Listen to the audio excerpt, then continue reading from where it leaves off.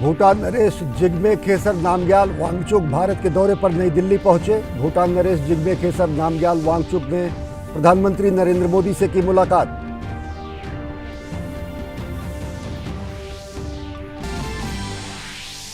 भारत दौरे पर नई दिल्ली पहुंची फ्रांस की विदेश मंत्री कैथरीन कोलोना ने विदेश मंत्री डॉक्टर एस जयशंकर से की मुलाकात।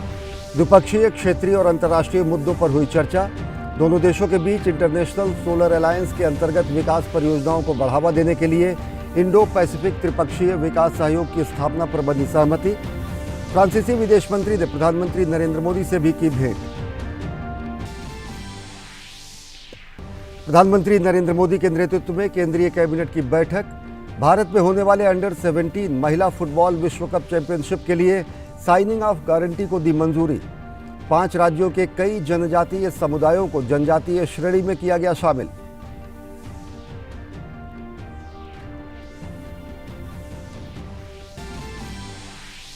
बिहार के बेगूसराय जिले में ताबड़तोड़ गोलियां चलाने वाले बदमाशों का अब तक नहीं मिला कोई सुराग। घटना में एक की हत्या, 10 लोग घायल। भाजपा ने कानून व्यवस्था पर उठाए सवाल। केंद्रीय मंत्री गिरिराज सिंह ने पीड़ितों से की मुलाकात। कार्रवाई में ढिलाई के मद्देनजर 7 पुलिसकर्मी निलंबित।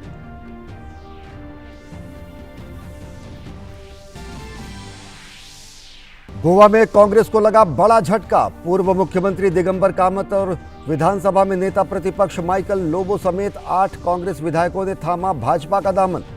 माइकल लोबो ने कहा, पीएम मोदी और सीएम सावंत को मजबूत करने के लिए कांग्रेस छोड़ बीजेपी में हुए शामिल।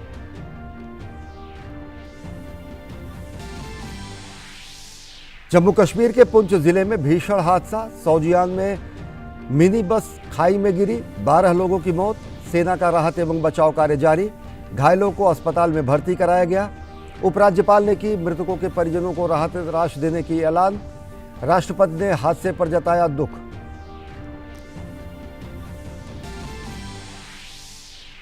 हिंदी दिवस पर प्रधानमंत्री ने देशवासियों को दी शुभकामनाएं। कहा, हिंदी ने विश्व भर में भारत को दिलाया एक विशिष्ट सम्मान। केंद्रीय गृह मंत्री अमित शाह ने सूरत में आयोजित द्वितीय अखिल भारतीय सम्मेलन में लिया हिस्सा। कहा, राजभाषा हिंदी के बगैर गूंगा है राष्ट्र।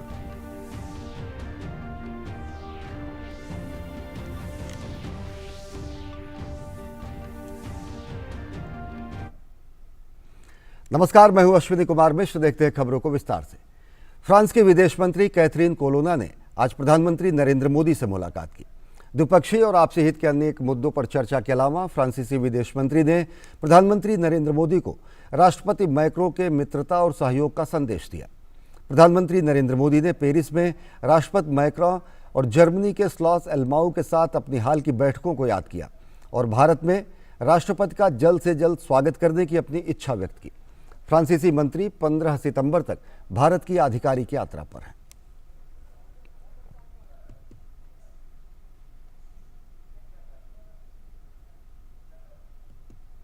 इससे पहले भूटान नरेश जिग्मे खेसर नामग्याल वांगचुक ने आज दिल्ली में प्रधानमंत्री नरेंद्र मोदी से मुलाकात की।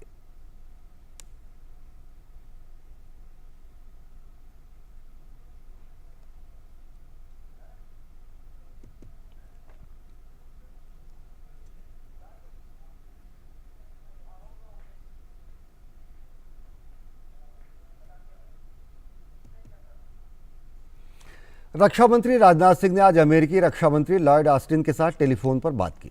उन्होंने रक्षा और सुरक्षा सहयोग में वृद्धि पर चर्चा की।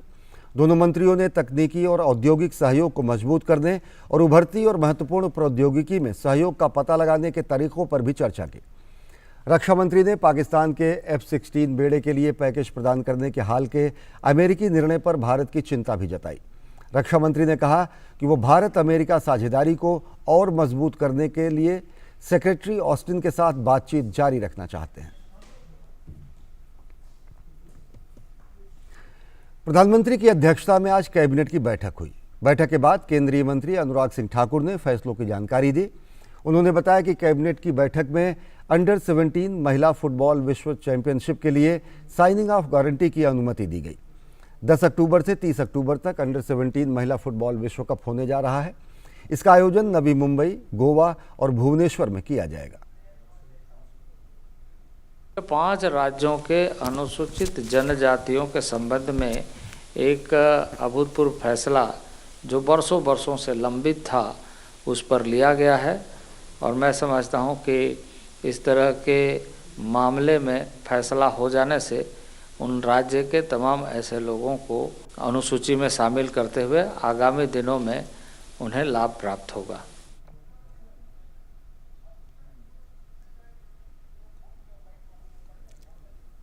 और अर्जुन मुंडा ने आज ये जानकारी कैबिनेट के फैसलों की सूचना एवं प्रसारण मंत्री अनुराग सिंह ठाकुर के साथ मीडिया से साझा की। और केंद्रीय मंत्री अर्जुन मुंडा ने कहा कि कैबिनेट ने 5 राज्यों के अनुसूचित जनजातीय समुदाय के लिए सूची में कुछ और नाम जोड़े हैं। इससे जनजातीय समुदाय को काफ़ी फायदा होगा।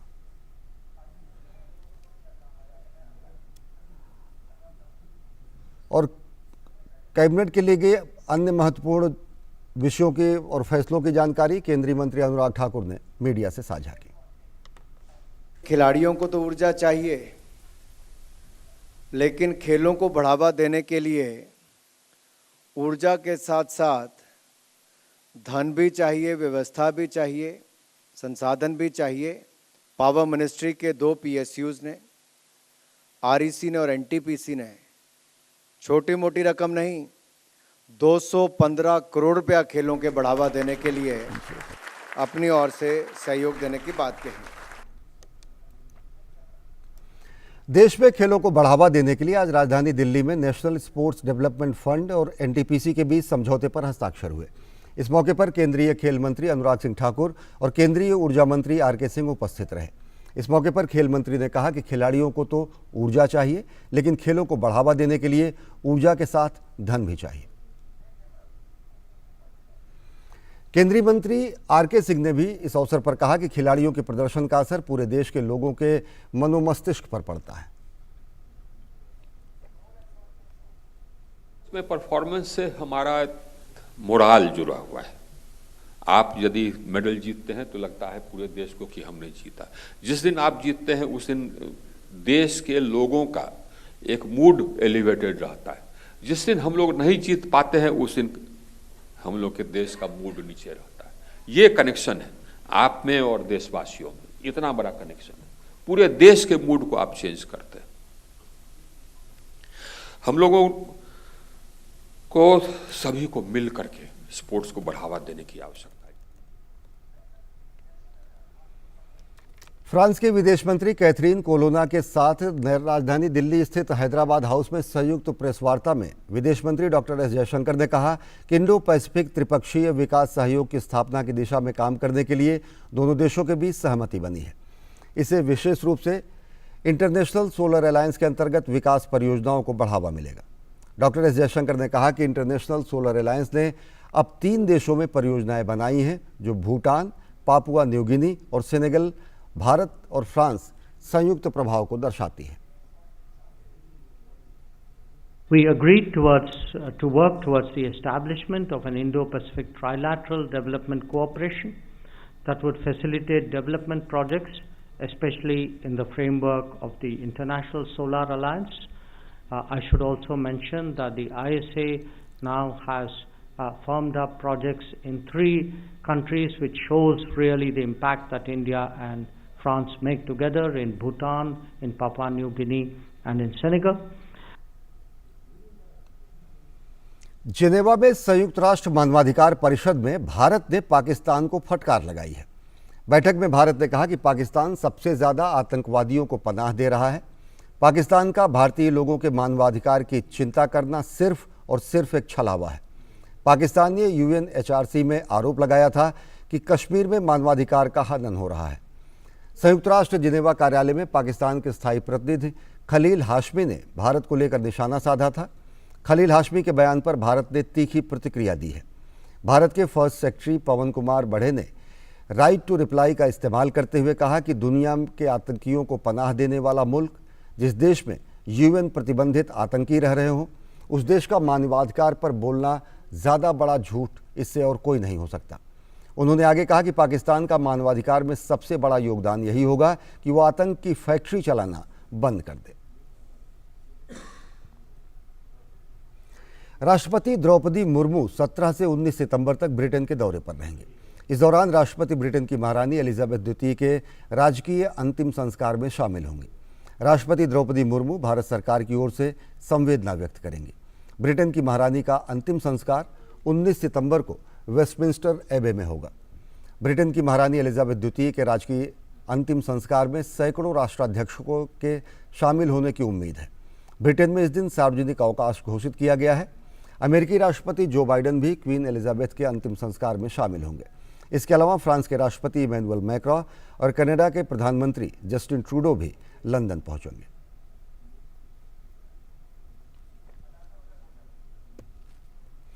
सुप्रीम कोर्ट ने बीसीसीआई की उस याचिका को स्वीकार किया है जिसमें कूलिंग ऑफ पीरियड को बदलने की मांग की गई थी।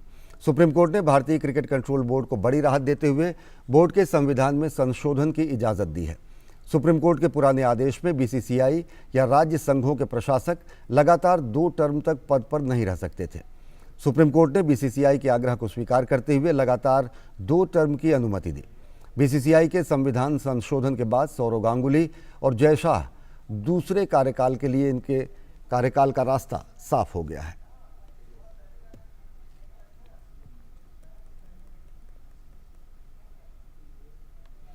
और बुलेटिन में वक्त हो चला एक छोटे से ब्रेक का। देखते रहिए डीडी न्यूज।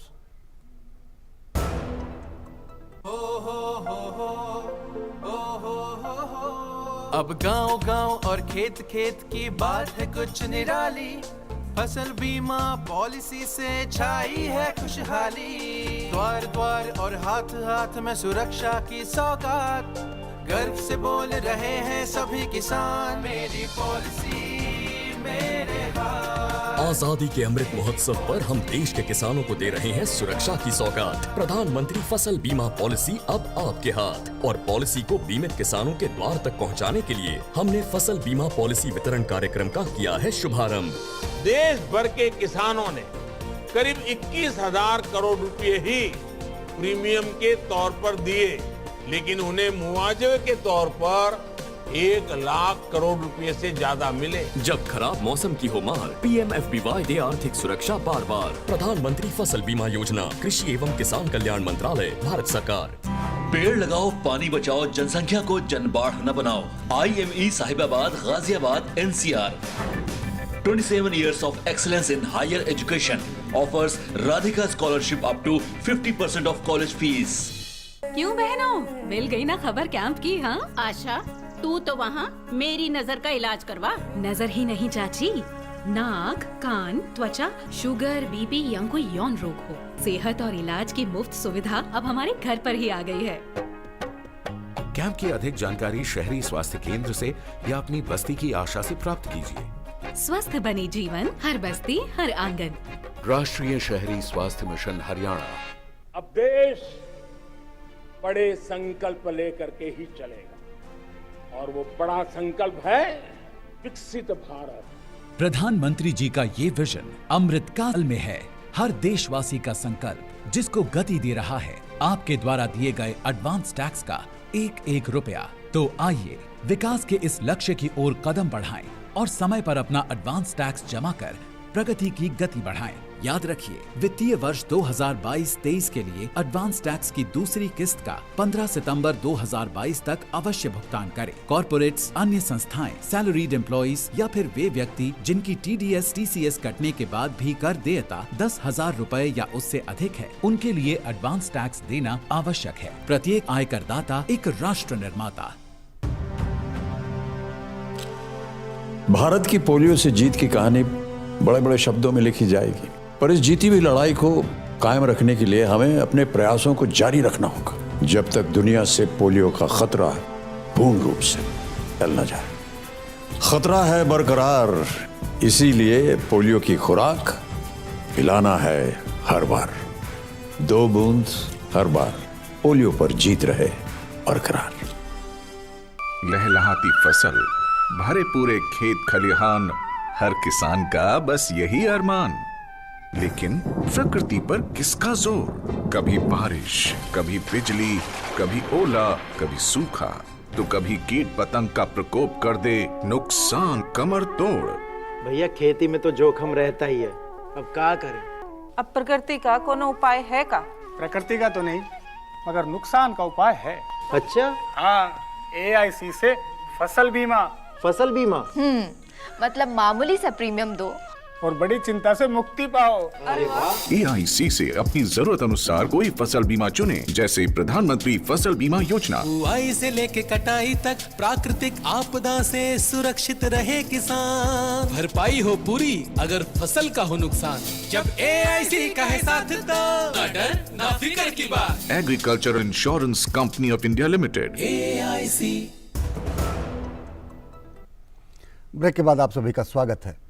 गोवा में कांग्रेस को बड़ा झटका लगा है। राज्य के पूर्व मुख्यमंत्री और दिग्गज कांग्रेस नेता दिगंबर कामत और विधानसभा में नेता प्रतिपक्ष माइकल बोबो समेत 8 कांग्रेस विधायक आज भाजपा में शामिल हो गए। इस मौके पर गोवा के मुख्यमंत्री प्रमोद सावंत ने कहा कि कांग्रेस ने भारत जोड़ो यात्रा शुरू की है, पर मुझे लगता है कि गोवा से कांग्रेस छोड़ो यात्रा की शुरुआत हो चुकी है। आज भारतीय जनता पार्टी में 8 MLA ज्वाइन हो रहे हैं। मैं उनका स्वागत करता हूं। हमारे साथ में हमारे पार्टी के अध्यक्ष सदानंद शेठ कानवड़े हैं। बाकी उनके साथ में सभी कांग्रेस के नेता आज भारतीय जनता पार्टी में ज्वाइन हो चुके हैं। मैं भारतीय जनता पार्टी में उनका स्वागत करता हूं। कांग्रेस ने भारत जोड़ो यात्रा स्टार्ट की थी। मुझे लगता है गोवा से कांग्रेस छोड़ो यात्रा स्टार्ट हो चुकी है। इसी तरह से पूरे देश भर में कन्याकुमारी से लेकर कश्मीर तक सभी लोग कांग्रेस को थोड़े थोड़े छोड़ रहे थे, अभी लमसम में छोड़ रहे हैं। बिहार के बेगूसराय जिले में ताबड़तोड़ गोलियां चलाकर एक व्यक्ति की हत्या और 10 नागरिकों को घायल करने वाले बदमाशों का अब तक कोई सुराग नहीं मिला है। पुलिस ने बदमाशों को पकड़ने के लिए 3 टीम का गठन किया है, जो अलग अलग स्थानों पर छापेमारी कर रही हैं। बिहार पुलिस ने कार्रवाई में ढिलाई बरतने को लेकर बेगूसराय के 7 पुलिसकर्मियों को निलंबित कर दिया है। वहीं केंद्रीय मंत्री गिरिराज सिंह ने बेगूसराय के अस्पताल में घायलों से मुलाकात की और उनका हाल जाना। इससे पहले उन्होंने पूरे मामले में राज्य के मुख्यमंत्री नीतीश कुमार पर हमला बोला। गिरिराज सिंह ने कहा कि राज्य सरकार की कानून व्यवस्था की स्थिति ध्वस्त है और उन्होंने इस घटना को दुर्भाग्यपूर्ण बताया।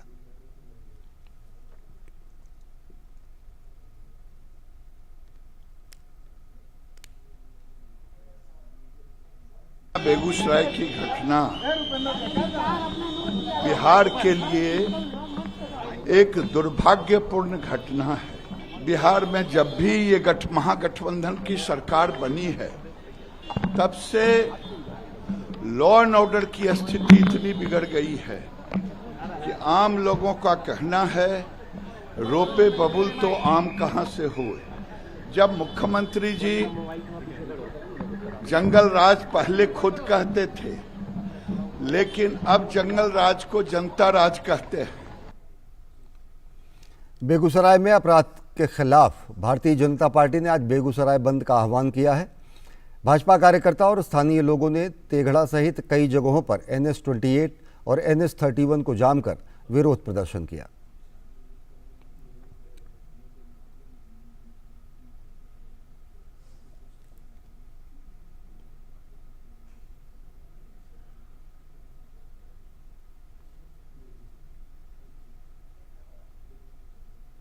और अब खबर अर्थ जगत से। भारत का निर्यात मौजूदा वित्त वर्ष में अप्रैल से अगस्त तक 19.7% बढ़ा है। गैर पेट्रोलियम, गैर रत्न उत्पादों और गहनों का निर्यात पिछले वित्त वर्ष के मुकाबले 8.7% बढ़कर $135.6 बिलियन हो गया है। तेल के उत्पाद, इलेक्ट्रॉनिक गुड, तंबाकू और चावल के निर्यात में सबसे ज़्यादा बढ़त देखने को मिली है। ये आंकड़े वाणिज्य मंत्रालय ने जारी किए हैं। उत्तर प्रदेश के ग्रेटर नोएडा में चल रहे IDF विश्व डेयरी सम्मेलन में आयोजित विशेष चर्चा सत्रों में भाग लेने के लिए भारत सरकार के कई मंत्री पहुंचे। चर्चा सत्रों में डेयरी के सर्वांगीण विकास पर जोर दिया गया। पेश है हमारी खास रिपोर्ट। IDF विश्व डेयरी शिखर सम्मेलन 2022 में दुनिया भर से आए डेयरी से जुड़े स्टेक होल्डर भाग ले रहे हैं। सम्मेलन में मौजूद केंद्रीय स्वास्थ्य व परिवार कल्याण मंत्री मनसुख भाई मांडविया ने पोषण व आजीविका थीम को लेकर आयोजित इस सम्मेलन के संदर्भ में बात करते हुए दुग्ध उत्पादन व दुग्ध उत्पादकता के लिहाज से इस तरह के सम्मेलन को जरूरी बताया। किसानी और डेयरी के माध्यम से गांव के किसान को रोजगार मिलता है।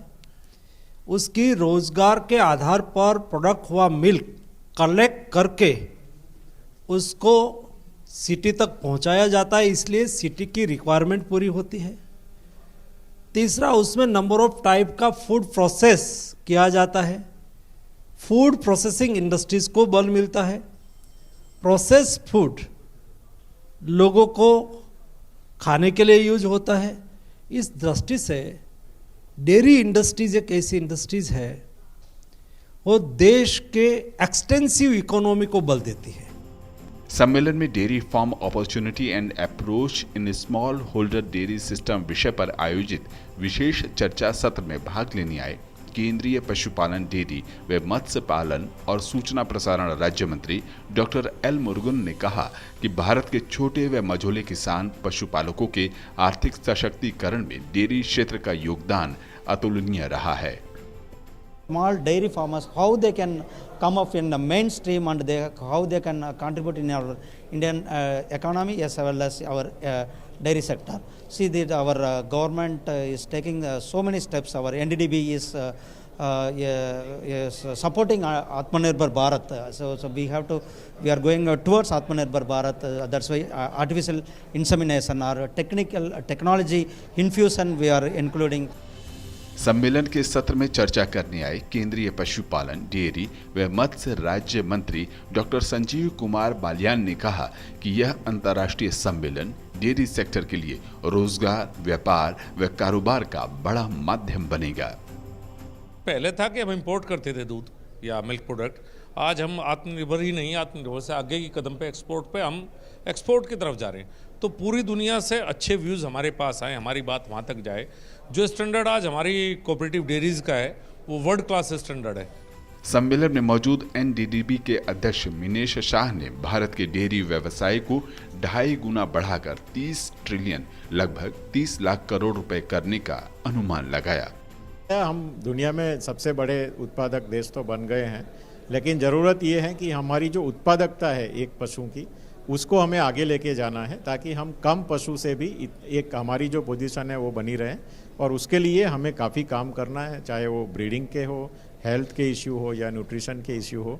और ये समिट में ये तीनों टॉपिक के हमने बहुत ही अच्छे स्पीकर्स को वर्ल्ड ओवर से बनाए हैं, जिनसे इनको इसके बारे में काफ़ी जानकारी मिली। गौरतलब है कि भारतीय डेयरी बाजार 13 लाख करोड़ रुपए के करीब है, जिससे अगले 5 वर्षों में दोगुने से अधिक कर इसे 2027 तक 30 ट्रिलियन रुपए के करीब पहुंचाने का लक्ष्य रखा गया है।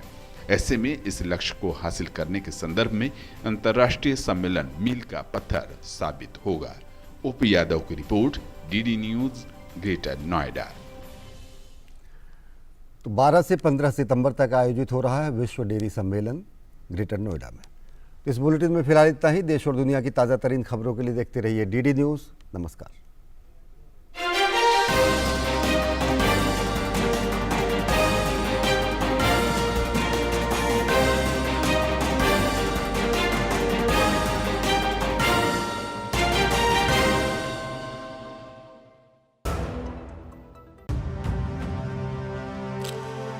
भारत की पोलियो से जीत की कहानी बड़े बड़े शब्दों में लिखी जाएगी, पर इस जीती हुई लड़ाई को कायम रखने के लिए हमें अपने प्रयासों को जारी रखना होगा जब तक दुनिया से पोलियो का खतरा पूर्ण रूप से टल न जाए। खतरा है बरकरार, इसीलिए पोलियो की खुराक पिलाना है हर बार। 2 बूंद हर बार, पोलियो पर जीत रहे बरकरार।